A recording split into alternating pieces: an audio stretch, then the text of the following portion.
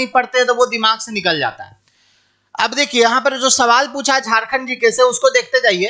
पहला क्वेश्चन खेल से पूछा है, सावित्री पूर्ति किस खेल से संबंधित है ना, सावित्री पूर्ति। तो मैं ट्रिक से बताया था कि अंतरराष्ट्रीय हॉकी में, महिला हॉकी में झारखंड की कोई खिलाड़ी नहीं थी, मतलब खाली था, उसको पूर्ति कर दी। कौन? सावित्री पूर्ति। ये ट्रिक मैंने आप लोग को बताया था दोस्तों। तो क्या हो जाएगा इसका? हॉकी हो जाएगा, सावित्री पूर्ति का हॉकी हो जाएगा। अच्छा, बोकारो स्टील प्लांट ने बोकारो में कौशल विकास केंद्र स्थापित करने के लिए किस संगठन के साथ समझौता किया था? तो बोकारो स्टील प्लांट जो है कौशल विकास केंद्र की स्थापना करने के लिए डालमिया भारत फाउंडेशन से समझौता किया। किससे समझौता किया? डालमिया भारत फाउंडेशन से समझौता किया था। ठीक है, ये बात हो गया। चलिए अगला सवाल देखिए, तुरंत आप लोग देख लीजिए फटाफट। डिजिटल इंडिया पुरस्कार किसके द्वारा दिया जाता है? अब बोलो, करंट अफेयर के सेशन में मैंने आपको बताया था दोस्तों कि कोडरमा के जो डीसी थे ना, उनको डिजिटल इंडिया पुरस्कार दिया गया था। कोडरमा के डीसी को दिया गया था डिजिटल इंडिया पुरस्कार। उसी से मैंने बताया था आपको कि सूचना एवं प्रौद्योगिकी मंत्रालय जो होता है उसी के द्वारा डिजिटल इंडिया पुरस्कार दिया जाता है। और ये क्वेश्चन इसीलिए पूछा क्योंकि झारखंड के कोडरमा जिला के डीसी को यह पुरस्कार दिया गया था। ठीक है, इसीलिए क्वेश्चन पूछ दिया, मतलब ये करंट अफेयर से रिलेट करके पूछा है। अगला क्वेश्चन है, झारखंड में जानुम सिंह सोय, बोलो कितना बार बताएं आप लोग को जानुम सिंह सोय के बारे में? तो देखो, जानुम सिंह सोय के संबंध में कौन सा कथन यहां पर सही पूछ रहा है ना। तो जानुम सिंह सोय को हो भाषा के क्षेत्र में, हो साहित्य के क्षेत्र में उत्कृष्ट कार्य करने के लिए पद्म श्री मिला है। ठीक है, उसके बाद इनका पहला काव्य संग्रह 2009 में बाह सागेन था, ये भी सही बात लिखा हुआ है। ठीक है, तो इसका पहला और दूसरा सही हो जाएगा। ठीक है, ये भी सही है, ये भी सही है। दोनों कथन जानुम सिंह सोय के संबंध में बिल्कुल सही है। दोनों के दोनों कथन जानुम सिंह सोय के संबंध में बिल्कुल सही है दोस्तों। ठीक, चलिए नेक्स्ट देखिए।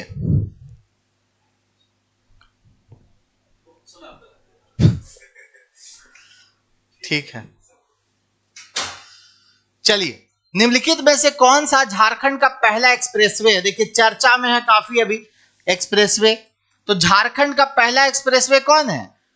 आप लोग जानते हैं, बन रहा है अभी। तो झारखंड का पहला एक्सप्रेसवे है गोला और मांझी एक्सप्रेसवे, है ना। गोला और मांझी एक्सप्रेसवे झारखंड का पहला एक्सप्रेसवे है। रोहिणी, है ना। चलिए बताते जाइए। तो गोला और मांझी एक्सप्रेसवे हो जाएगा। रोहिणी रेजिमेंट का मुख्यालय को 1857 की क्रांति से ना 3-4 क्वेश्चन पूछा है।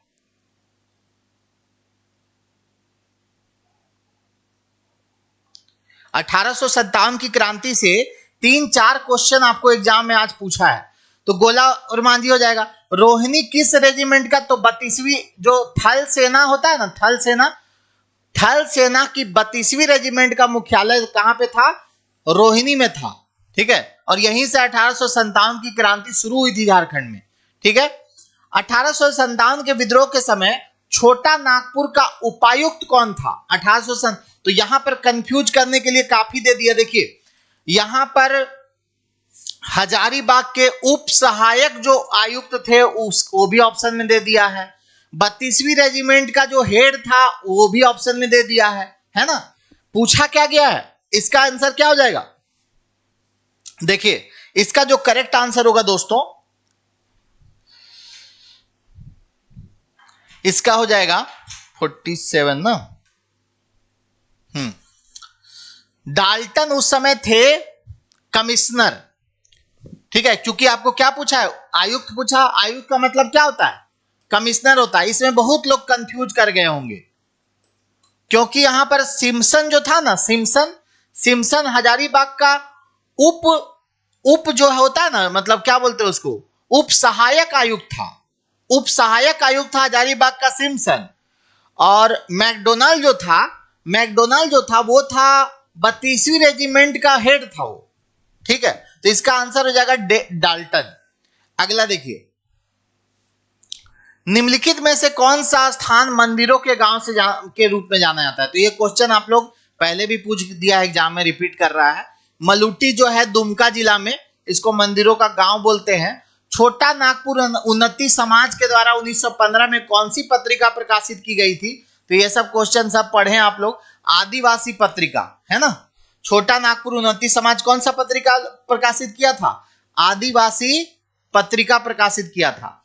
नेक्स्ट है 6 लेन वाली ग्रीनफील्ड परियोजना जो बनारस से कोलकाता रांची होते हुए जाएगी, किस जिले से होकर गुजरेगी? तो ये चतरा, हजारीबाग, रामगढ़, बोकारो, रांची होकर गुजरेगी। कहां कहां? चतरा, हजारीबाग, रामगढ़, बोकारो, रांची हो जाएगा। ठीक है, चलिए अगला देखिए। अगला सवाल है कोल विद्रोह का दमनकर्ता कौन था? कोल विद्रोह का दमनकर्ता इनमें से कौन था भाई? तो अलेक्जेंडर, विल्किंसन, मार्गन या क्लीवलैंड? इसका उत्तर क्या होगा? कोल विद्रोह का दमनकर्ता इनमें से कौन था? यह क्वेश्चन पूछा है। ठीक है, तो इसका जो आंसर होगा भाई, विल्किंसन जो है वो कोल विद्रोह का दमन किया था। कौन किया था? विल्किंसन ने कोल विद्रोह का दमन किया था, ध्यान रखिएगा। नेक्स्ट जो सवाल है वो है चांद और भैरव किस युद्ध में शहीद हुए थे? ये तो हो गया ना। चांद और भैरव जो थे वो कौन से युद्ध में शहीद हुए थे? तो बरहैत के युद्ध में चांद भैरव शहीद हुए थे।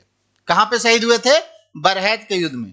ठाकुर विश्वनाथ शाहदेव को रांची के जिला स्कूल के मुख्य द्वार पर, कमिश्नर कंपाउंड जहां पड़ता है, कब फांसी दी गई थी? तो 16 अप्रैल 1858 ईस्वी को ठाकुर विश्वनाथ शाहदेव को फांसी मिला था। कब मिला था दोस्तों? 16 अप्रैल 1858 को ठाकुर विश्वनाथ शाहदेव को फांसी मिला था। पढ़े हैं आप लोग कितनी बार। यूल नियम झारखंड के किस क्षेत्र के लिए लागू है? तो यूल रूल संथाल परगना, ये भी आप लोग पढ़े हैं, है ना। अभी तक जो क्वेश्चन मिला एक भी अनजाना मिला झारखंड जीके में। यूल रूल कहां से संबंधित है? तो यूल रूल संबंधित है दोस्तों संथाल परगना से संबंधित है। ठीक है, चलिए अगला देखिए। गांधी जी के दर्शन पर आधारित पहला अहिंसक, गांधी जी के दर्शन पर आधारित पहला अहिंसक आदिवासी आंदोलन कौन था? तो इसमें लोग कंफ्यूज हो गए होंगे। यहां चूंकि ताना भगत भी दे दिया है, सफा होड़ भी दे दिया है, तो सफा होड़ आंदोलन भी पहला ऐसा आंदोलन था जो गांधी जी के दर्शन पर आधारित था। मांस मदिरा का सेवन नहीं करना है, ये सारी चीजें थी। तो इसका राइट आंसर हो जाएगा दोस्तों सी ऑप्शन। हालांकि ताना भगत आंदोलन भी था, लेकिन पहला पूछा है इसलिए सफा होड़ आंदोलन हो जाएगा। और आज के सेशन में सफा होड़ आंदोलन से 2 क्वेश्चन पूछा, अभी आगे भी आपको बताएंगे। ठीक है, नेक्स्ट देखिए। नेक्स्ट है आदिम लक्षणों और विशिष्ट संस्कृति के आधार पर अनुसूचित जनजातियों के विनिर्देशन के लिए किस समिति की सिफारिश की थी? तो देखिए इसका जो सही उत्तर हो जाएगा लोकुर समिति हो जाएगा। क्या हो जाएगा? लोकुर समिति इसका करेक्ट आंसर है। लोकुर समिति अगर आप लोग लगाए हैं तो आप लोग का बिल्कुल सही रहेगा।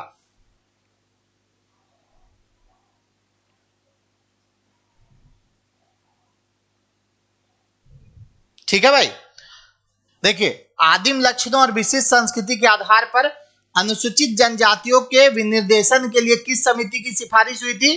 तो लोकुर समिति हो जाएगा। चलिए अगला क्वेश्चन देखिए।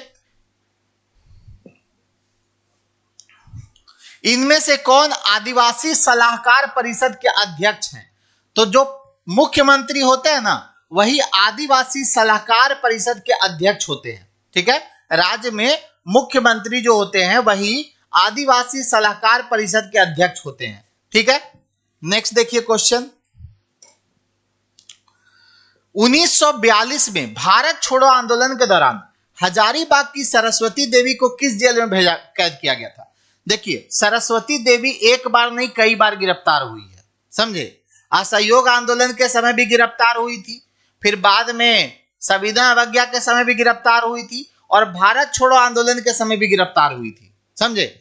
तो पहले गिरफ्तार जब असहयोग आंदोलन के समय हुई थी तो हजारीबाग में हुई थी, लेकिन यहां पूछा है भारत छोड़ो आंदोलन के समय, तो भारत छोड़ो आंदोलन के समय वो गिरफ्तार करके उनको भागलपुर ले जाया गया था। तो इसका राइट आंसर हो जाएगा भागलपुर। कितना लोग भागलपुर लगाए हैं? ठीक, चलिए। All Jharkhand student union AJSU party की स्थापना किस संगठन के तर्ज पर हुआ था? तो असम का छात्र संगठन है ना, आसू, ऑल असम स्टूडेंट यूनियन, आसू के तर्ज पर हुआ था कब? 1986 ईस्वी में। कहां पर हुआ था? जमशेदपुर में हुआ था, है ना, जमशेदपुर में। ठीक है, चलिए अगला प्रश्न देखते हैं। अगला प्रश्न है, निम्नलिखित घटनाओं पर विचार करिए। देखिए ये क्वेश्चन का ना, इस क्वेश्चन का आप लोग अगर देखे होंगे तो ये क्वेश्चन का एक भी ऑप्शन सही नहीं दिया हुआ है मेरे हिसाब से। मैंने जो रिसर्च किया है उसके हिसाब से एक भी ऑप्शन इसका सही नहीं दिया हुआ है। बंगाल से अलग होकर बिहार अलग हुआ 1912 ईस्वी में, ये तो सब जानते होंगे। अच्छा, छोटा नागपुर टेनेंसी अधिनियम जो हुआ है वो 1908 का है, ये भी आप सभी जानते हैं। ठीक है, संथाल परगना का जो अधिनियम है वो है आपका 1949 का, और ये है 2002-3 का। ठीक है, 2002 का।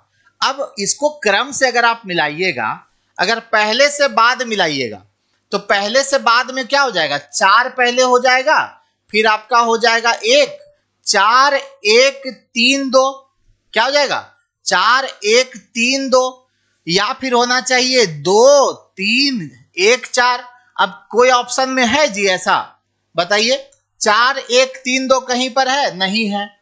अच्छा, 2, 3, 1, 4 कहीं पर है? 2, 3, 1, 4 भी नहीं है। ठीक है, 2, 3, 1, 4 भी नहीं है। तो ये क्वेश्चन का ऑप्शन मेरे हिसाब से गलत लग रहा है। ऑप्शन जो है इसका वो रॉन्ग है। ठीक है, क्योंकि यहां पर इन घटनाओं को क्रम से सजाने बोला है। ठीक, चलिए तो ऑप्शन रॉन्ग हो गया इसका। अब नेक्स्ट देखिए, अगला सवाल है, कौन सी आदिवासी समूह कपड़ा बुनते हैं? तो बुनकर जनजाति कौन है? बुनकर जनजाति चिक बड़ाइक है। बुनकर जनजाति कौन होते हैं? चिक बड़ाइक जनजाति बुनकर जनजाति होते हैं। निम्न में से किसने अपनी पुस्तक नोट्स ऑन इंडियन हिस्ट्री में संथाल विद्रोह को जन क्रांति की संज्ञा दी थी? है ना, संथाल विद्रोह को जन क्रांति की संज्ञा दिए थे कार्ल मार्क्स। कार्ल मार्क्स की किताब है notes on Indian history. Karl Marx की किताब का नाम है नोट्स ऑन इंडियन हिस्ट्री। उसमें उन्होंने संथाल विद्रोह को क्या बोला? संथाल विद्रोह को बोला उन्होंने जन क्रांति की इन्होंने संज्ञा दे दी। ठीक है, चलिए आगे बढ़ते हैं हम लोग।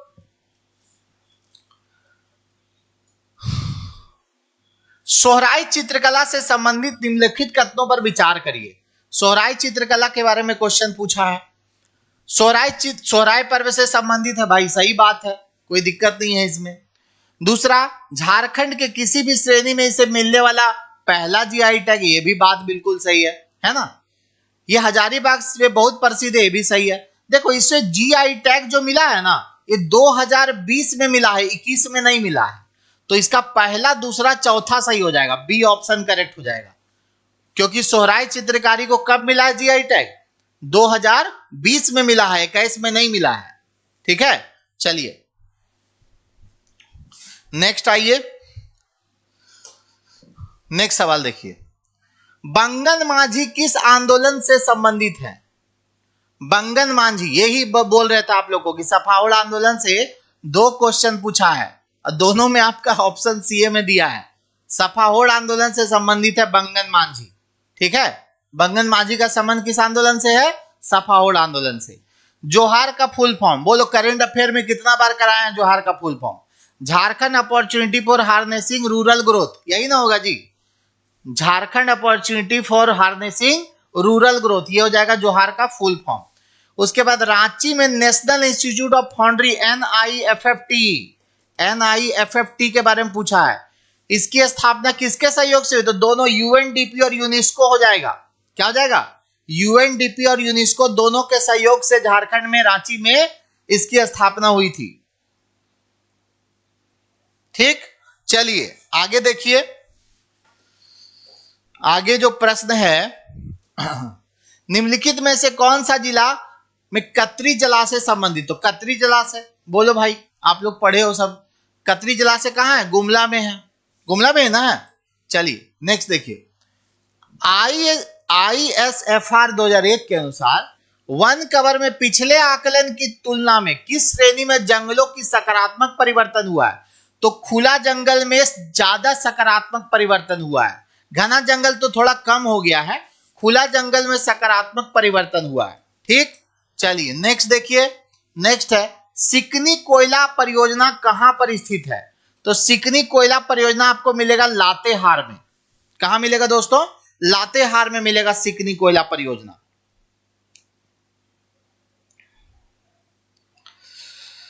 चलिए एक बार जितने भी लोग लाइव हैं एक बार लाइक बटन को क्लिक कर दीजिए, जितने भी लोग लाइव जुड़े हैं।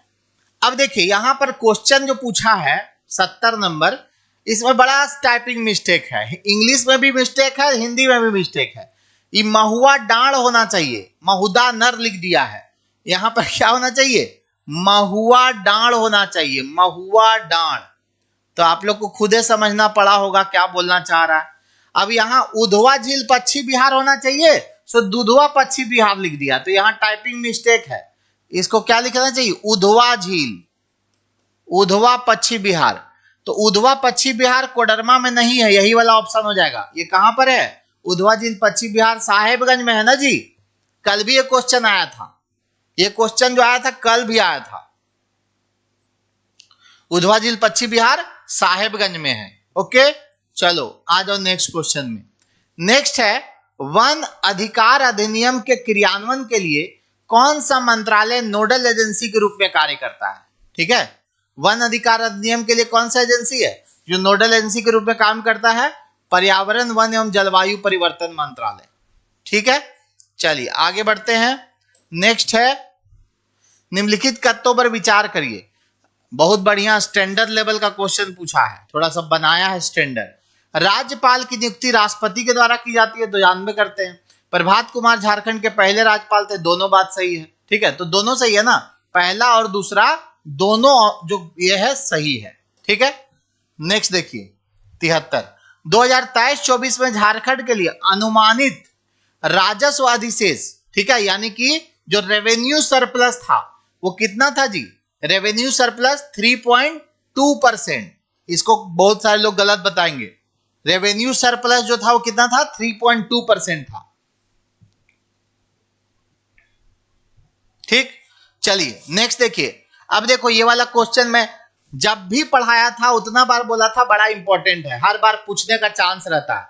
बोलो, जितना बार बताया उतना बार बोला कि इंपॉर्टेंट है। नई दिल्ली में गणतंत्र दिवस समारोह 2024 में जो झांकी निकला था इस साल, उसमें थीम क्या था? तो कितना बार डिस्कस किए हैं? तसर रेशम का उत्पादन, तसर रेशम से रिलेटेड थीम था। पिछले बार बैद्यनाथ धाम से रिलेटेड थीम था, इस बार तसर रेशम से रिलेटेड था। ठीक है, चलिए अगला देखिए। तो अगला क्वेश्चन है panchayat extension to schedule areas अधिनियम यानी पेशा एक्ट जो है वो कौन से समिति इस पर आधारित था? सिफारिश पर। तो भूरिया समिति की सिफारिश पर आधारित था। कौन सा? भूरिया समिति की सिफारिश पर आधारित था। अगला प्रश्न है भारतीय आदिम जाति सेवक संघ की स्थापना 1948 में अमृतलाल पिट्ठलदास ठक्कर ने कहां पर की थी? है ना, तो ये जो हुआ था दोस्तों नई दिल्ली में हुआ था 1948 में। कहां पे हुआ था? नई दिल्ली इसका राइट आंसर हो जाएगा। ओके, चलो नेक्स्ट देखो भाई। अगला प्रश्न, रांची के जयपाल सिंह मुंडा एस्ट्रोटर्फ स्टेडियम में जो हुआ था दोस्तों एक खेल, झारखंड महिला एशियन चैंपियंस ट्रॉफी 2023, इसमें पूछ रहा है शुभांकर का नाम। तो शुभांकर था जूही, जूही शुभांकर था इसका। ठीक, चलिए अगला देखिए। 80 से अधिक प्रजातियों वाली पूर्वी भारत की सबसे बड़ी तितली पार्क, बोलो कितना पॉपुलर क्वेश्चन है। और मांझी का जो जैविक उद्यान है वहीं बटरफ्लाई पार्क खुला है ना, और मांझी का भगवान बिरसा मुंडा जैविक उद्यान में बटरफ्लाई पार्क, और मांझी राइट आंसर हो गया इसका। ठीक, चलिए अगला देखिए। झारखंड के 24 जिलों में किस जिले में भविष्य में उपयोग के लिए भूजल की उपलब्धता सबसे अधिक है? जैसा आर्थिक सर्वेक्षण रिपोर्ट में दिया हुआ है। ठीक है, तो इसका जो राइट आंसर होगा ये हो जाएगा वेस्ट सिंहभूम। क्या हो जाएगा? वेस्ट सिंहभूम इसका राइट आंसर है। ओके, चलिए अब आ जाइए 80 क्वेश्चन नंबर। विवेकानंद झा द्वारा लिखित पुस्तक द पीपुल्स लीडर किस झारखंड के नेता की आत्मकथा है? यह भी आप लोग कई बार पढ़े हैं। सरजू राय की आत्मकथा है द पीपुल्स लीडर। ठीक है, सरजू राय की आत्मकथा है। तो झारखंड तो हो गया भाई। अब नेक्स्ट है जीएस का क्वेश्चन। कंप्यूटर हो गया, रीजनिंग हो गया, झारखंड हो गया। अब जीएस का फटाफट करते हैं। तो जीएस का जो क्वेश्चन है,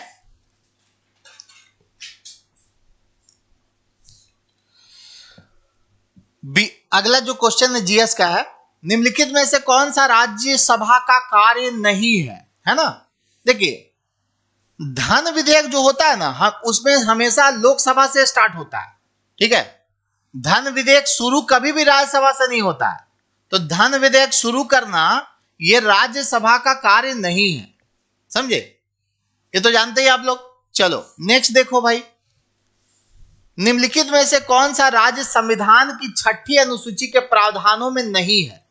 6ठी अनुसूची, जो अनुसूचित वाला जो क्षेत्र है, उसके प्रावधानों में शामिल नहीं है। कौन सा राज्य? तो नागालैंड इसमें शामिल नहीं है। इसमें आपका नागालैंड शामिल नहीं है। असम, त्रिपुरा, मिजोरम शामिल है, नागालैंड इसमें शामिल नहीं है। ठीक है, चलिए नेक्स्ट आइए। नेक्स्ट देखिए, भारतीय संविधान के अवशिष्ट शक्तियां किसे प्रदान की गई है? भारतीय संविधान में अवशिष्ट शक्तियां किसको प्रदान की गई है? अवशिष्ट शक्तियां बताइए। यह संसद को प्रदान की गई है। भारतीय संविधान की अवशिष्ट शक्तियां किसको प्रदान की गई है? संसद को। निम्नलिखित कथनों पर विचार कीजिए। भारत संघ की कार्यपालिक शक्तियां प्रधानमंत्री में निहित है। प्रधानमंत्री सिविल सेवा बोर्ड के पदेन अध्यक्ष होते हैं। इनमें से कौन सा कथन सत्य है? इनमें से कौन सा कथन सत्य है? तो इसमें जो है ना, सत्य पूछा ना, भारत संघ की कार्यपालिक शक्तियां प्रधानमंत्री में निहित है। संवैधानिक रूप से तो मुख्य शक्तियां जो होती है राष्ट्रपति के पास होती है ना। काले पेन की जगह नीले पेन से मार्कशीट भरा लिया, कोई दिक्कत नहीं है, उससे कोई दिक्कत वाली बात नहीं है। ठीक है, काला नीला दोनों चलता है, उससे आपको घबराने की जरूरत बिल्कुल नहीं है।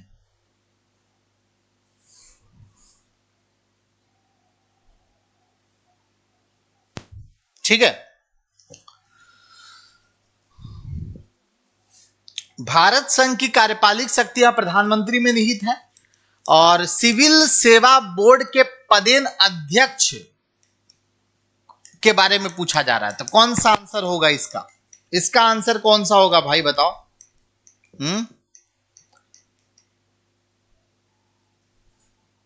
सही पूछा है गलत? एक मिनट,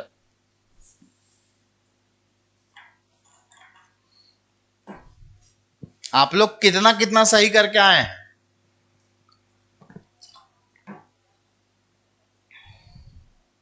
कोई दिक्कत नहीं है। इंस्ट्रक्शन में ब्लैक पेन था तो भी कोई दिक्कत नहीं है, ब्लैक और ब्लू दोनों चलता है मार्कशीट में, है ना? ब्लैक और ब्लू दोनों चलता है।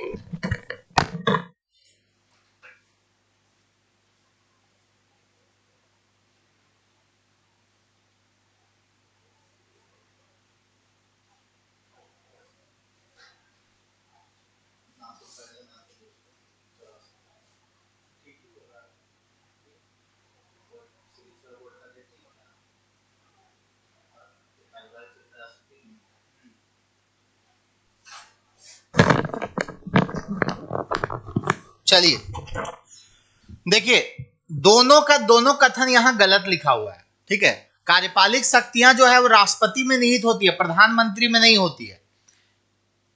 प्रधानमंत्री में नहीं होती, राष्ट्रपति में निहित होती है। और सिविल सेवा बोर्ड के भी अध्यक्ष नहीं होते हैं ये। ठीक है, तो इसका जो राइट आंसर हो जाएगा वो हो जाएगा आपका ना तो पहला ना तो दूसरा, दोनों में से कोई सही नहीं है।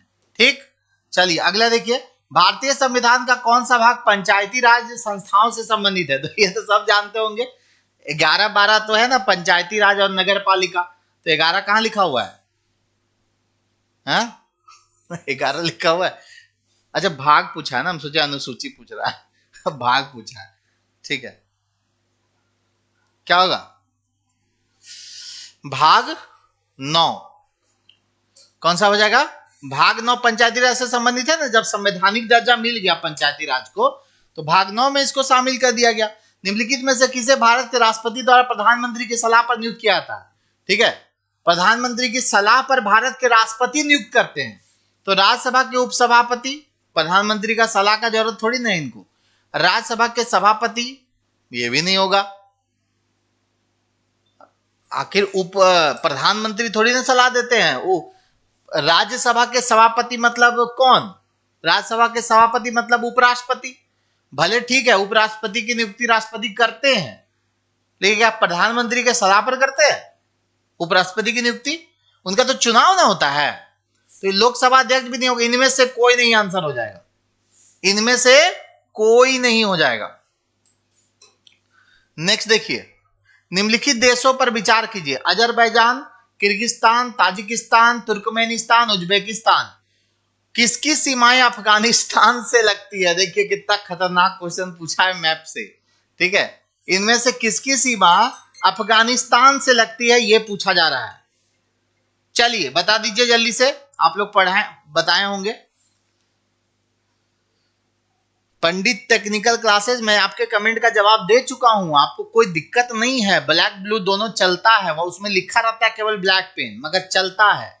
ब्लू पेन का भी यूज कर सकते हैं, कोई इशू नहीं है। चलिए 87 नंबर क्वेश्चन, इसका देखिए तीसरा, चौथा, पांचवा हो जाएगा जिसका अफगानिस्तान के साथ सीमा लगता है। ताजिकिस्तान, तुर्कमेनिस्तान और उज्बेकिस्तान, 3, 4, 5 ये सब का सीमा अफगानिस्तान से लगता है, ठीक है। ओके, आ जाओ नेक्स्ट, आ जाओ। दक्षिण पूर्व एशिया में निम्नलिखित शहरों का सही क्रम क्या है जब कोई दक्षिण से उत्तर की ओर जाता है? देखिए सब यूपीएससी वाला सवाल है, ये सब क्वेश्चन जो देख रहे हैं ना, ये ऐसा क्वेश्चन यूपीएससी पूछता है। तो जीएस में कुछ कुछ सवाल एकदम यूपीएससी लेवल का दे दिया है आपको,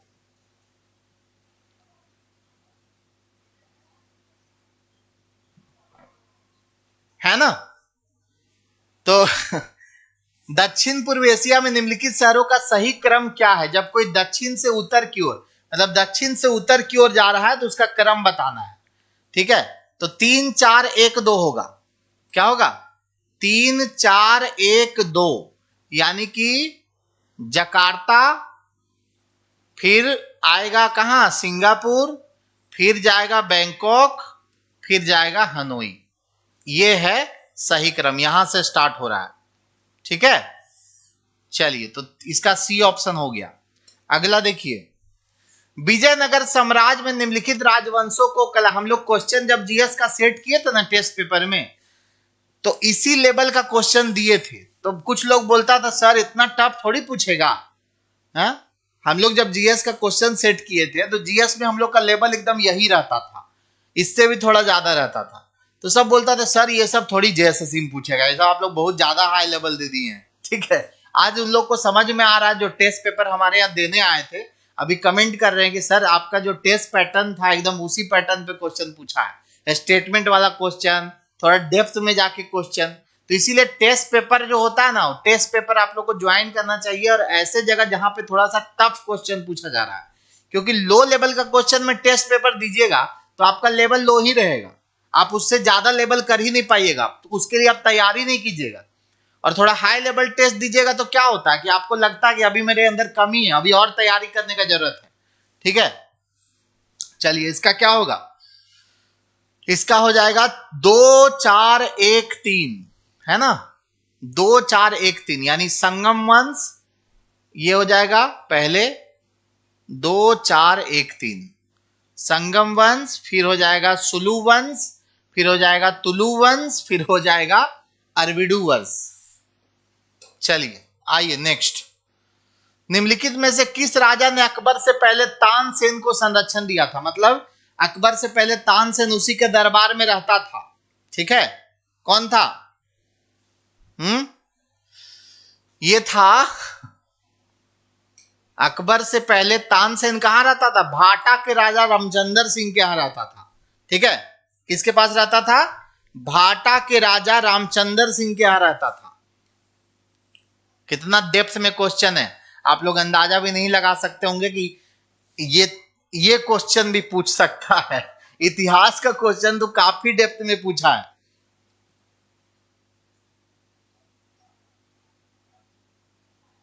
क्यों एक ही कमेंट कर रहे हैं जी? बता तो दिया, आपका क्या जवाब दें? आप कितना बार बोले आप लोग? आपको पंडित टेक्निकल क्लासेस जो भी कमेंट कर रहे हैं, आपके क्यों कमेंट कर रहे हैं?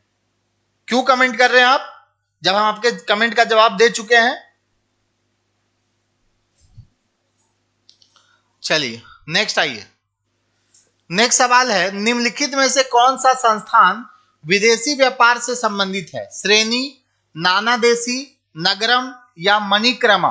विदेशी व्यापार से इनमें से कौन संबंधित है? तो इसका हो जाएगा नानादेशी। क्या होगा? नानादेशी इसका करेक्ट आंसर हो जाएगा। ठीक है, चलिए आइए नेक्स्ट देखिए।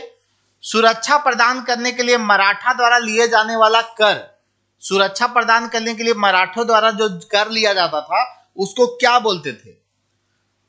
तो इस कर का नाम था दोस्तों चौथ कर। क्या नाम था? चौथ कर। नेक्स्ट है, नालंदा महाविहार की स्थापना किस गुप्त शासक ने की थी? नालंदा महाविहार की स्थापना किस गुप्त शासक के द्वारा किया गया था? तो कुमार गुप्त प्रथम के द्वारा नालंदा महाविहार की स्थापना की गई थी। ठीक है, कुमार गुप्त प्रथम हो जाएगा। नेक्स्ट है, सम्राट अशोक का एकमात्र अंकित पत्थर का चित्र कहां पर मिला है? सम्राट अशोक का एकमात्र अंकित पत्थर का चित्र कहां पर मिला है? ये क्वेश्चन है। तो इसका हो जाएगा कंगनहली में मिला है। कहां मिला है? कंगनहली में मिला है दोस्तों। ठीक है, चलिए नेक्स्ट आइए। निम्नलिखित में से कौन, काफी क्वेश्चन हिस्ट्री से पूछा है, हिस्ट्री पॉलिटी बहुत पूछा है। लोग बोल रहे थे बहुत ज्यादा स्टैटिक जीके पूछेगा, मगर स्टैटिक जीके कम, हिस्ट्री पॉलिटी का क्वेश्चन ज्यादा है। ज्योग्राफी में भी एकदम घुस घुस के मैप से क्वेश्चन दिया है। निम्नलिखित में से कौन थियोसॉफिकल सोसाइटी की गतिविधियों से जुड़े हुए थे? है ना, थियोसॉफिकल सोसाइटी के गतिविधियों से जुड़े हुए थे। बताइए कौन होगा? Colonel HS. ओलकिकोट होगा। कौन होगा? कर्नल, ये हो जाएगा कर्नल एच.एस. कोलकोट। डी ऑप्शन इसका करेक्ट होगा। ठीक है, चलिए आइए नेक्स्ट देखिए। भारतीय ईसाइयों और एंग्लो इंडियंस के प्रतिनिधित्व के पृथक निर्वाचन निम्नलिखित में से किस अधिनियम के तहत बनाए गए थे? भारतीय परिषद अधिनियम 1861, भारत सरकार अधिनियम 1909, भारत सरकार अधिनियम 1919 या भारत सरकार अधिनियम 1935। ठीक है, इसका क्या होगा जी? इसका होगा आपका भारत सरकार अधिनियम 1919 हो जाएगा। क्या होगा? भारत सरकार अधिनियम 1919। नेक्स्ट, महात्मा गांधी ने सर्वप्रथम अखिल भारतीय संघर्ष का नेतृत्व किसके खिलाफ सत्याग्रह का आह्वान करके किया था? अखिल भारतीय मतलब इंडिया लेवल पर जो संघर्ष किए थे सबसे पहले, वो किसके नेतृत्व किसके खिलाफ सत्याग्रह का आह्वान करके किए थे? हाँ, तो हो जाएगा रोलेट एक्ट। क्या हो जाएगा? एक सेकेंड,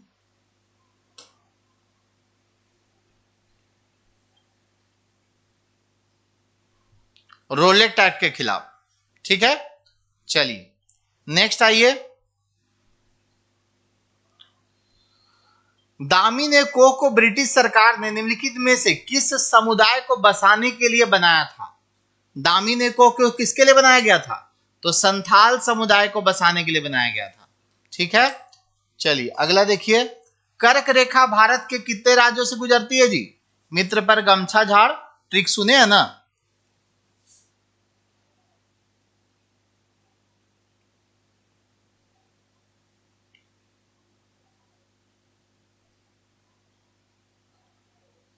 ओके ओके ओके, कर्क रेखा कितने राज्यों से गुजरती है? ये तो क्वेश्चन सब मारे होंगे, एकदम बेसिक, एकदम इजी क्वेश्चन है। मिजोरम से, त्रिपुरा से, और कहां से?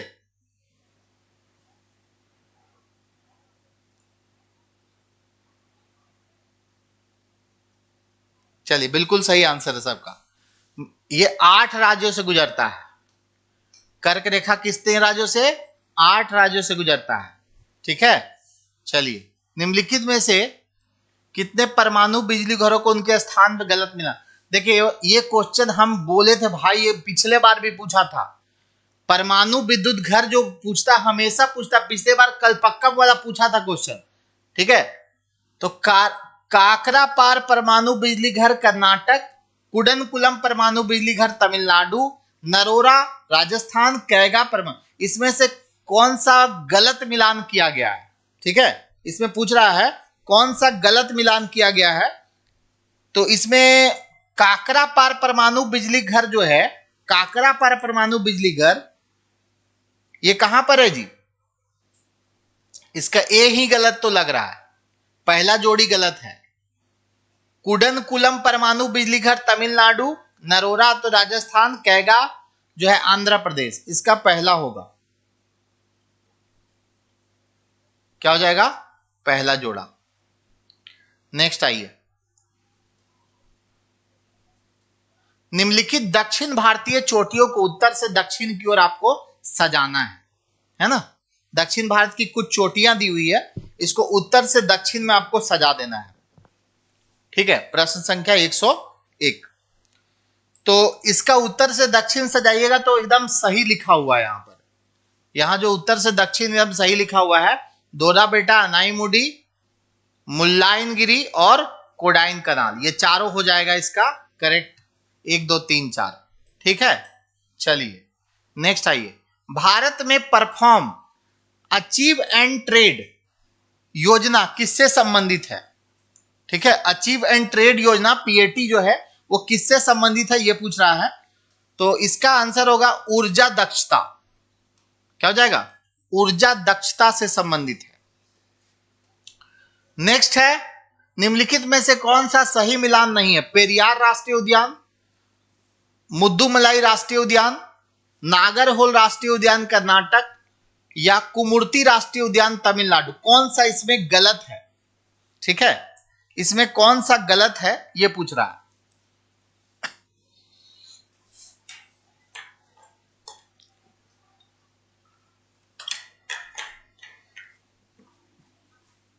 राजेश सर,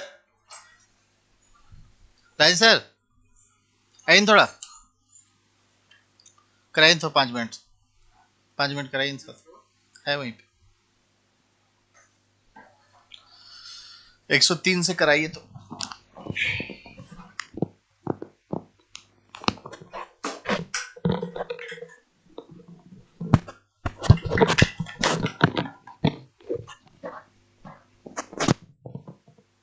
इसमें 2 गलत ऑप्शन दिया है सर।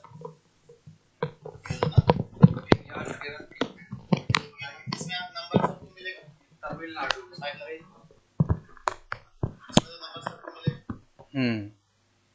यहाँ पर तो एक तो स्पष्ट दिख रहा है गलत, मृदुमलाई जो है ये तमिलनाडु का हो जाएगा, तेलंगाना गलत हो जाएगा। पेरियार ठीक है, ये मुकुर्ती कर्नाटका ठीक है वो। तो आई थिंक हमको लगता है बी ही गलत होना चाहिए। बी और डी। हाँ, डी, ये मुकुर्ती केरल सही है। हाँ हाँ, तो इसको ये क्वेश्चन को दीजिए कि इसमें सबका नंबर मिल जाएगा। हाँ, ये जो भी क्वेश्चन का ऑप्शन मैच नहीं करा या फिर रॉन्ग दिया है, या तो इसको सुधार करके वो तो जारी नहीं करेगा, तो सबको नंबर मिल जाएगा, है ना? तो सबको नंबर मिल जाएगा, इसके लिए आप लोग निश्चित रहें। बाकी 104 नंबर जो क्वेश्चन है वो इजी क्वेश्चन था। गोविंद सागर, यहाँ पर एक तरफ जलाशय दिया हुआ, झील दिया हुआ, बांध, और एक दूसरी तरफ नदी दिया हुआ है ना? तो इसका सही उत्तर हो जाएगा यहाँ पर जो आपका बी जो हो जाएगा वो सही हो जाएगा, क्योंकि कोटेश्वर बांध जो है भागीरथी पर है, ना कि नर्मदा पर, इसीलिए ऑप्शन नंबर बी जो हो जाएगा यहाँ पर सही सुमेलित नहीं है ना? तो बी ऑप्शन यहाँ पर सही हो जाएगा। तो 104 नंबर का जो क्वेश्चन का उत्तर होगा बी होगा। जिनका बी है उनका उत्तर सही है। चलिए आगे बढ़ते हैं, और अगला क्वेश्चन जो है वो है 105। और 105 सर मुझे खुशी है कि जैसे हम बताए तो वैसे आया, एक जरा भी इसमें चेंज नहीं किया है, एकदम उसी तरह है। और ये क्वेश्चन देख करके बहुत खुशी हुआ। आप लोग देखिएगा, शायद मैं दूसरा सेशन में ही बताया था ये क्वेश्चन को, मैराथन जब ले रहा था स्टैटिक जनरल जे स्टडी का, उसमें ये क्वेश्चन जो है पूरा एकदम मैच, हाँ बी हो जाएगा। जो सतत विकास का जो 6वां लक्ष्य है उसी में शुद्ध और पेयजल के साथ साथ स्वच्छता का भी बात किया गया है 17 लक्ष्यों में। तो ऑप्शन नंबर बी जो है यहाँ पर सही उत्तर हो जाएगा, है ना। बिल्कुल यहाँ पर बी ऑप्शन जो हो जाएगा एकदम करेक्ट उत्तर हो जाएगा। हाँ चलिए अब आगे बढ़ते हैं, अगला क्वेश्चन की बात करें हम लोग। तो अगला क्वेश्चन जो है वो है आपका, हाँ ये वाला क्वेश्चन है, उन व्यक्तियों की संख्या जिन्हें वर्ष के अधिकतम समयावधि के लिए बेरोजगार रहना पड़ता है उसे क्या कहा जाता है ना। ये बेरोजगारी से संबंधित क्वेश्चन है और इसका उत्तर जो हो जाएगा क्वेश्चन नंबर 106, इसका उत्तर हो जाएगा ऑप्शन नंबर ये, है ना। उन व्यक्तियों की संख्या जिन्हें वर्ष की अधिकतम समय अवधि के लिए बेरोजगार रहना पड़ता है वो क्या कहलाता है, बेरोजगार की वो सामान्य स्थिति कहलाती है। अब देखिए क्वेश्चन नंबर हम लोग 107 की बात करते हैं। 100 क्वेश्चन एक बार वेरीफाई कर दीजिए, क्वेश्चन नंबर 100,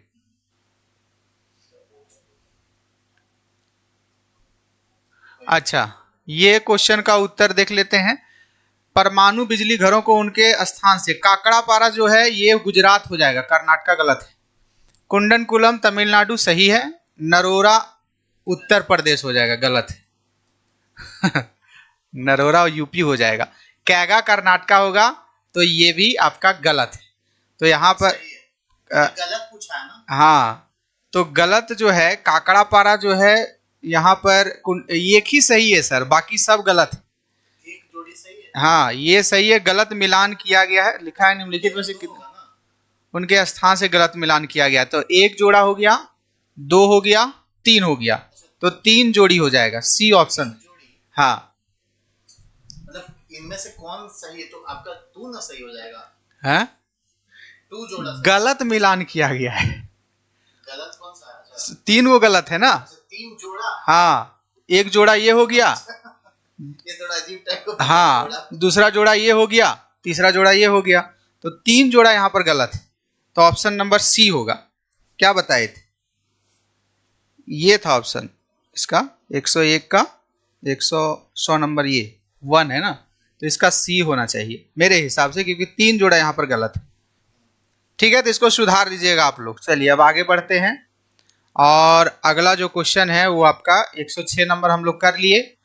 107 नंबर में आते हैं, 107 नंबर में हम लोग आते हैं। 107 जो है भारत की 2024-25 में आर्थिक सर्वेक्षण 2023-24 द्वारा अनुमानित वास्तविक सकल घरेलू उत्पाद वृद्धि दर की सीमा क्या है ना। तो यहां पर इसका उत्तर जो हो जाएगा वो हो जाएगा डी। हाँ 106 तो करवा दी, हाँ 107 ही नंबर हम लोग करवा रहे हैं। तो यहाँ पर ऑप्शन नंबर डी जो हो जाएगा 6.5% से 7% के बीच ये माना गया है आर्थिक सर्वेक्षण के आधार पर। अगला है 108, मतलब इकोनॉमी सर्वे को काफी ज्यादा तवज्जो दिया गया है।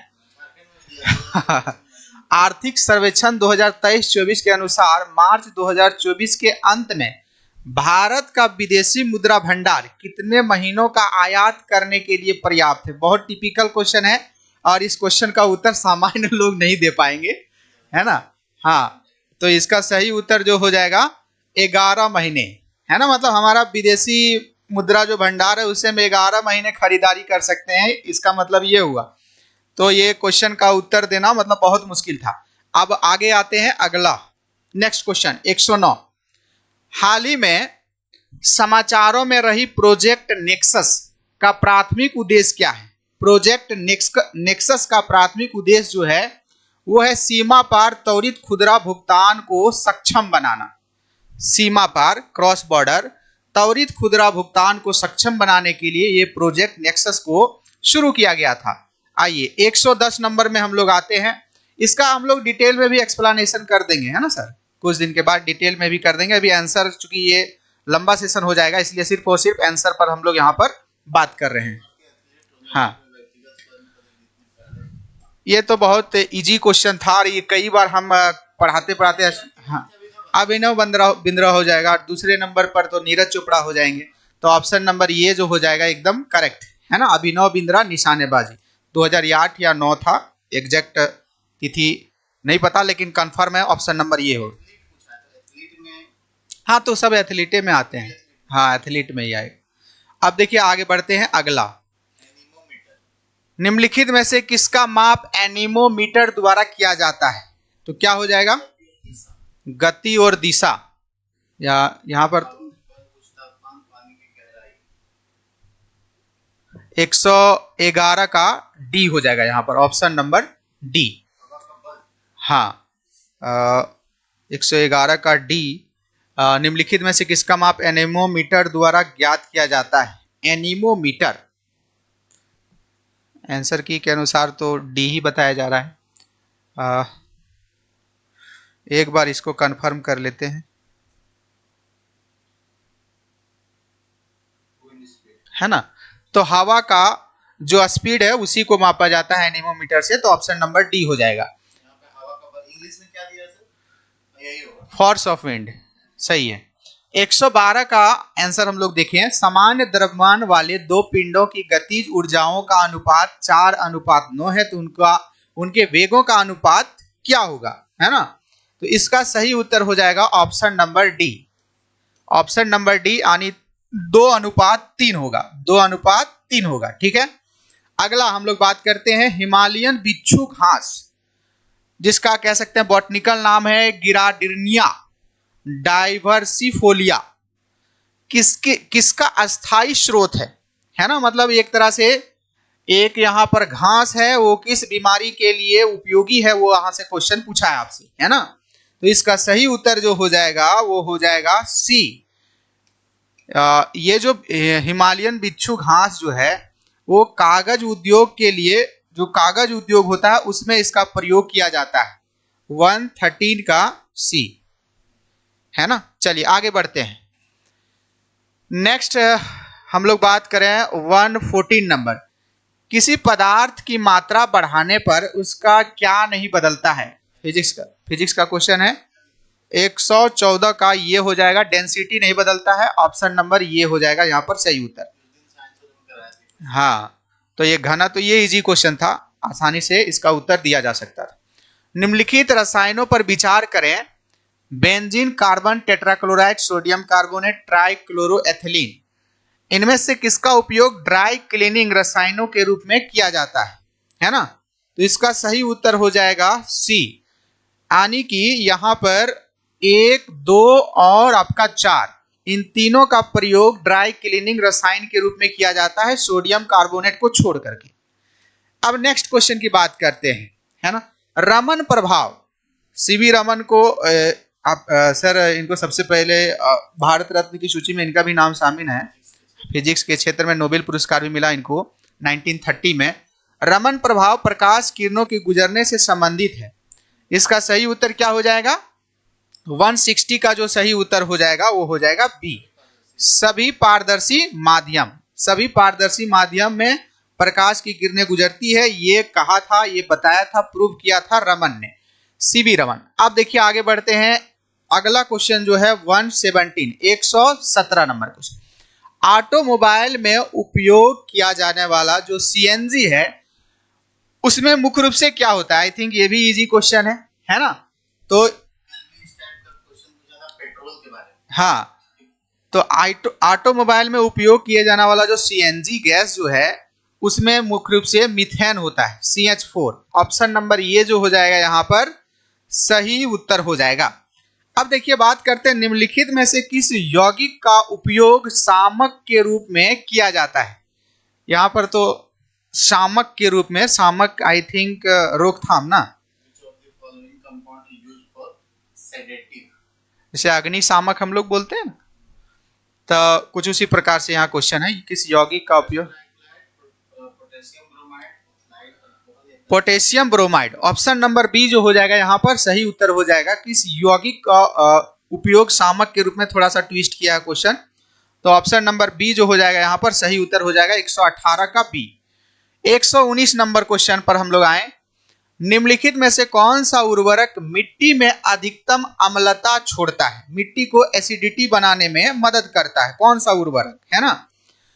तो ये भी क्वेश्चन इजी है सर जिसको हम लोग यूरिया बोलते हैं, है ना, यूरिया ही होना चाहिए इसका उत्तर।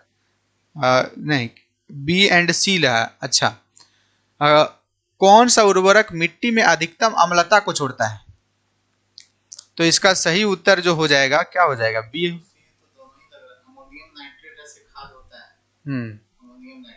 हाँ,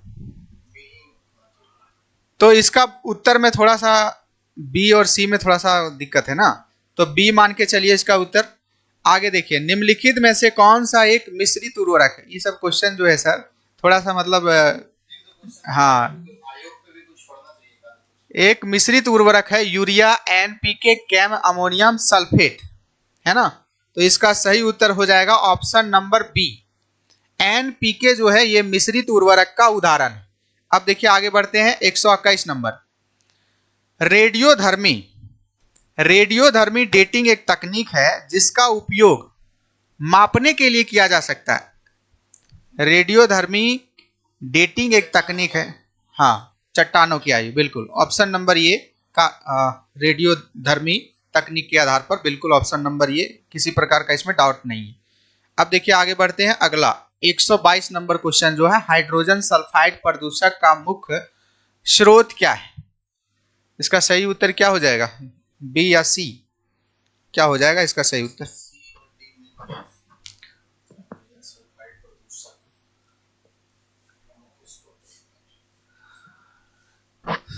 हाइड्रोजन सल्फाइड प्रदूषक का मुख्य स्रोत, इसका सही उत्तर आई थिंक सी ही होना चाहिए, बाकी बी भी लग रहा है।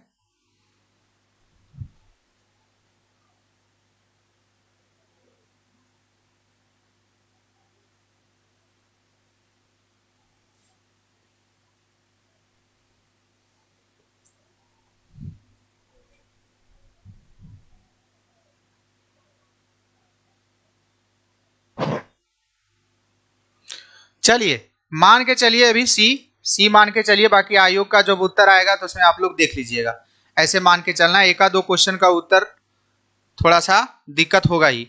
निम्नलिखित में से कौन सा पाचन तंत्र का कार्य नहीं है, निम्नलिखित में से कौन सा पाचन तंत्र का कार्य नहीं है, पोषक तत्वों का अवशोषण, अब हाँ, एंटीबॉडी का उत्पादन, ठीक है, ये तो सर WBC से संबंधित है ना एंटीबॉडी। चलिए अब आगे बढ़ते हैं, अगला क्वेश्चन की बात करते हैं। 124, निम्नलिखित में से कौन सा एक प्रोटीन नहीं है, ये ऑक्सीटोसिन, सर हार्मोन है ना, हार्मोन है ऑक्सीटोसिन।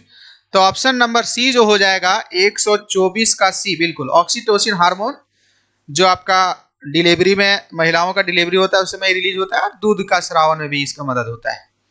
चलिए आगे बढ़ते हैं, पुरुषों में द्वितीयक यौन लक्षणों के विकास के लिए कौन सा हार्मोन जिम्मेदार होता है, तो यहां पर सी होना चाहिए मेरे हिसाब से, टेस्टोस्टेरोन होना चाहिए, क्योंकि दोनों एस्ट्रोजन प्रोजेस्टेरोन दोनों महिलाओं में मिलता है। अब देखिए आगे बढ़ते हैं, अगला क्वेश्चन, अगला जो है 126, कोशिकाओं के द्वारा स्वयं की समान प्रतियां बनाने के लिए विभाजित होने वाली प्रक्रिया को क्या कहते हैं, तो समान प्रतियां, है ना, हाँ, समसूत्री विभाजन, इसका इंग्लिश देखना पड़ता है आप लोगों को, माइटोसिस। ऑप्शन नंबर बी जो हो जाएगा यहाँ पर सही हो जाएगा, है ना, क्योंकि यहाँ पर अर्धसूत्री विभाजन में क्वांटिटी ऑफ डॉटर सेल में जो ये होता है क्रोमोसोम, उसकी मात्रा में चेंजेज आता है। अब देखिए, निम्नलिखित में से कौन सा कार्बोहाइड्रेट का प्रकार नहीं है ना, ये भी इजी क्वेश्चन है, कार्बोहाइड्रेट का कौन सा प्रकार नहीं, ग्लूकोज, स्टार्च, सेलुलोज या फिर लिपिड। तो 127 नंबर का हो जाएगा ऑप्शन नंबर डी, लिपिड जो हो जाएगा ये कार्बोहाइड्रेट के अंतर्गत नहीं है। सौर ऊर्जा एटीपी में परिवर्तित होता है माइटोकॉन्ड्रिया में, क्लोरोप्लास्ट में, पेरोक्सिक सोम में, नाभिक में, क्लोरोप्लास्ट में, है ना, क्लोरोप्लास्ट जो पौधों में मिलता है। निम्नलिखित में से कौन सा जैविक वर्गीकरण की सबसे छोटी इकाई, क्या हो जाएगा इसका उत्तर, प्रजाति, इसका सही उत्तर हो जाएगा प्रजाति, ऑप्शन नंबर सी, स्पेसीज। जैविक वर्गीकरण का सबसे छोटी इकाई जो है वो स्पेसीज है, प्रजाति। अब आगे बढ़ते हैं, अगला क्वेश्चन की बात करते हैं हम लोग 130। निम्नलिखित में से कौन सा हार्मोन स्तनधारियों में लड़ाई या उड़ान प्रतिक्रिया के लिए जिम्मेदार है? लड़ाई या उड़ान, क्या है? इसका सी होना चाहिए, आई थिंक। क्या है? क्वेश्चन नंबर है 130, ये है इसका, एपिनोजिन। अच्छा, ये हो जाएगा एड्रिलिन, है ना, एड्रिलिन। हाँ, एड्रिलिन। एड्रिलिन जो आपका है सर, वो हार्मोन है, ग्रंथि में होता है। एड्रिलिन हार्मोन, एड्रिलिन ग्रंथि से कार्टिसोल हार्मोन रिलीज होता है। ये तो लड़ाई या फिर उड़ान पर एड्रिलिन ग्रंथि है, वही होगा। चलिए 130 का तो ये कन्फर्म मानिए आप लोग। अब देखिए आगे बढ़ते हैं, 131 की बात करते हैं। श्री मुर्मू, यहां से क्वेश्चन आपका शुरू हो जाता है मैथ का। सिर्फ आंसर बताते हैं। 131 का जो हो जाएगा उत्तर आपका, वो सी हो जाएगा, 4 किलोमीटर पर घंटा। 131 का उत्तर हो जाएगा यहाँ पर सी। हाँ, मुर्मू वाला क्वेश्चन का जो उत्तर होगा ऑप्शन नंबर सी होगा। अब आगे देखिए 132, बेलन की पृष्ठीय क्षेत्रफल, क्वेश्चन ध्यान रखिएगा, जहां आपका पूछा गया है उसका उत्तर जो होगा 132 का जो उत्तर होगा यहाँ पर वो ये हो जाएगा। यानी कि बेलन का जहां वक्र पृष्ठीय क्षेत्रफल जो आपको ज्ञात करने के लिए बोला गया है उसमें ध्यान रखना है 380 सेंटीमीटर क्यूब जो हो जाएगा यहाँ पर सही उत्तर होगा। चलिए आगे बढ़ते हैं, अगला क्वेश्चन की बात करते हैं। अगला जो है वो आपका 133 नंबर क्वेश्चन। 133 नंबर की क्वेश्चन की बात करें हम लोग, यदि x बराबर है ना sec theta plus tan theta. Question ध्यान में रखिएगा, अलग अलग जो पेपर का जो ABCD पेपर विभाजित है तो उसमें से ध्यान में रखना है ये क्वेश्चन। x बराबर sec theta plus tan theta जहां पर लिखा हुआ होगा उसका आंसर जो हो जाएगा वो हो जाएगा D, option number D, x y बराबर 1, एक्स वाई बराबर 1। अब देखिए अगला बात करते हैं 36 सेंटीमीटर त्रिज्या। देख लीजिएगा क्वेश्चन कहां पर है, यहां पर तो 134 नंबर में। तो 134 नंबर का जो उत्तर हो जाएगा वो हो जाएगा option number C, 36√3 centimetre, 36√3 centimetre, option number C. अब आते हैं 135 नंबर क्वेश्चन में। 135 नंबर क्वेश्चन में यदि हम लोग देखें तो ये भी सी है ना, ये 3 अक्षर हम यहाँ पर बता दे रहे हैं, डिनोट कर दे रहे हैं, इससे आप लोग उत्तर निकालने में सहज होगा। ए, बी और सी ने क्रमशः 2000 रुपये।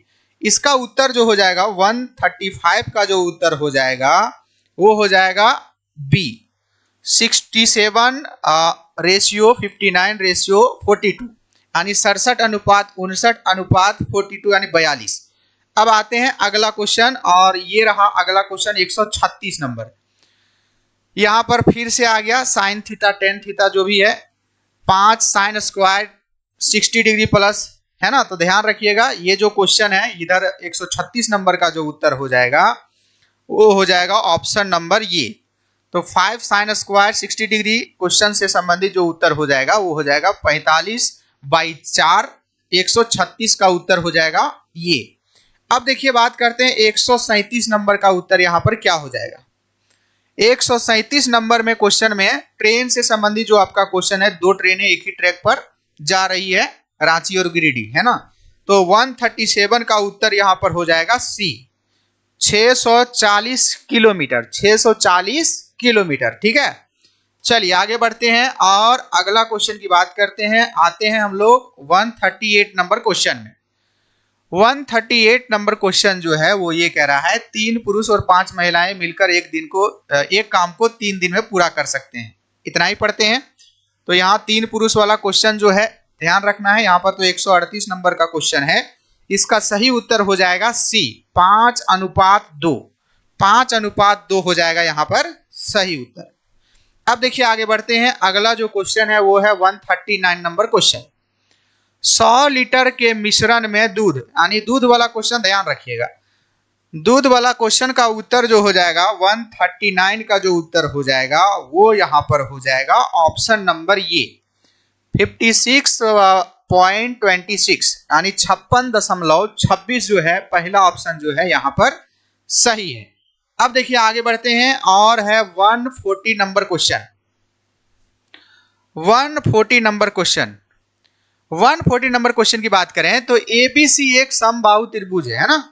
तो समबाहु त्रिभुज ये जो क्वेश्चन है इसका उत्तर जो हो जाएगा वो आपका हो जाएगा सी, ऑप्शन नंबर सी 4√3। 4√3 जो है यहां पर सही उत्तर है। अब आइए 141 नंबर की बात करें जो आपका समकोण त्रिभुज से संबंधित क्वेश्चन है। एबीसी एक समकोण त्रिभुज है, इसका उत्तर जो हो जाएगा 141 का जो उत्तर हो जाएगा वो आपका हो जाएगा ये है ना, AD into DC। AD into DC जो है ये सही उत्तर हो जाएगा, ये समकोण त्रिभुज वाला क्वेश्चन 141 का। अब देखिए आगे बढ़ते हैं 142 क्वेश्चन की उत्तर हम लोग बात करें तो एक वस्तु को 25% हानि यानी प्रॉफिट एंड लॉस का क्वेश्चन है और इसका उत्तर जो हो जाएगा 142 का उत्तर वो हो जाएगा सी, 400 रुपया, 400 रुपये, ये आपका सही उत्तर होगा। चलिए बात करते हैं 143 नंबर क्वेश्चन जो आपका एवरेज से क्वेश्चन है। एक कक्षा के 7 छात्रों की औसत आयु 18 वर्ष है। तो इस क्वेश्चन का जो उत्तर हो जाएगा 143 का उत्तर हो जाएगा डी, 18 वर्ष। 18 वर्ष यहां पर सही उत्तर हो जाएगा। अब बढ़ते हैं अगला, वो आपका 144 नंबर क्वेश्चन। एक निश्चित राशि पर 8% प्रति वर्ष की दर से, यानी कि ये सिंपल इंटरेस्ट का क्वेश्चन, कंपाउंड इंटरेस्ट, चक्रवृद्धि ब्याज। तो 8% वर्ष की दर से जो क्वेश्चन का उत्तर हो जाएगा यानी 144 का जो उत्तर होगा वो हो जाएगा सी, 6400 रुपये यहां पर सही उत्तर हो जाएगा, है ना, 6400 रुपये। अब देखिए आगे बढ़ते हैं और अगला क्वेश्चन है आपका 145। 145 जो है आपका रेशियो से संबंधित क्वेश्चन है और परसेंटेज, हाँ तो इसका सही उत्तर हो जाएगा 145 का उत्तर हो जाएगा ए, 1400 रुपया।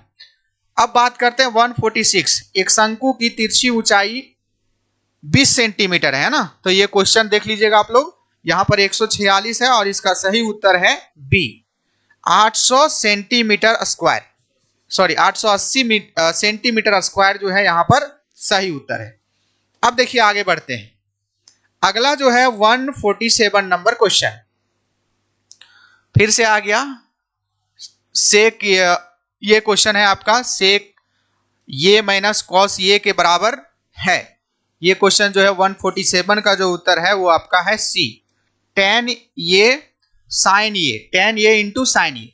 अब देखिए 148, जो ये प्लस बी बराबर 6 और ये बी बराबर 5 है तो ये q प्लस बी क्यू का मान क्या होगा, है ना। तो 148 का जो उत्तर हो जाएगा वो हो जाएगा डी, यहां पर 126। बात करें 149 का उत्तर, तो S1 और S2 के बीच सामान्य पदों का योग क्या होगा, इसका जो उत्तर हो जाएगा 149 का जो उत्तर हो जाएगा वो हो जाएगा डी, 6974 जो है इसका सही उत्तर होगा। ठीक है, अब देखिए अंतिम क्वेश्चन की बात करते हैं 150 नंबर की क्वेश्चन। अकेले 12 दिनों में काम 2/5 भाग कर सकता है। ये अकेले 12 दिनों का काम जो है ये आपका क्वेश्चन है 2/5 भाग कर सकता है। ये क्वेश्चन 150 नंबर का है और इसका सही उत्तर हो जाएगा ऑप्शन नंबर डी, 240/53, 240/53। तो ये रहा आपका आंसर की से संबंधित सेशन। अब आप लोग देख लीजिएगा कि आप लोगों का कितना सही हो रहा है। आप लोगों को पता है एक आध दो क्वेश्चन मिस्टेक तो होता ही है ना, वो तो आयोग का आंसर की ही स्पष्ट करेगा। हालांकि बहुत सारे क्वेश्चन जो थे सेशन से थे, सर का सेशन तो लगभग तो एकदम कह सकते हैं कट पेस्ट क्वेश्चन आया। हमने जो अंतिम सेशन लिया था उसमें बहुत सारे से, जो 3 सेशन लिया था उससे भी बहुत सारे क्वेश्चन थे। तो आप सभी के लिए यही है कि कटअप कैसा रहेगा सर? हाँ, आप लोग करियर फाउंडेशन टेलीग्राम में ना, हाँ हाँ, यूट्यूब में पोलिंग होगा, उसमें आप लोग बताइएगा तो मैक्सिमम स्टूडेंट जो बताएंगे उसी के अनुसार हम लोग कट ऑफ बता पाएंगे। क्या सर? वैसे क्वेश्चन देखने से लग रहा है कि बहुत इजी नहीं कहा जा सकता है, नहीं है, हाँ मॉडरेट टू टफ कहा जा सकता है। इसीलिए कट ऑफ जहां तक हम लोग को लगता है कि कम ही जाना चाहिए। यदि सच में ईमानदारी से एग्जाम लिया हुआ होगा तो कट ऑफ कम ही जाएगा, है ना। चलिए बाकी फिर मिलेंगे हम लोग अगले सेशन के साथ। तो लीजिए सर।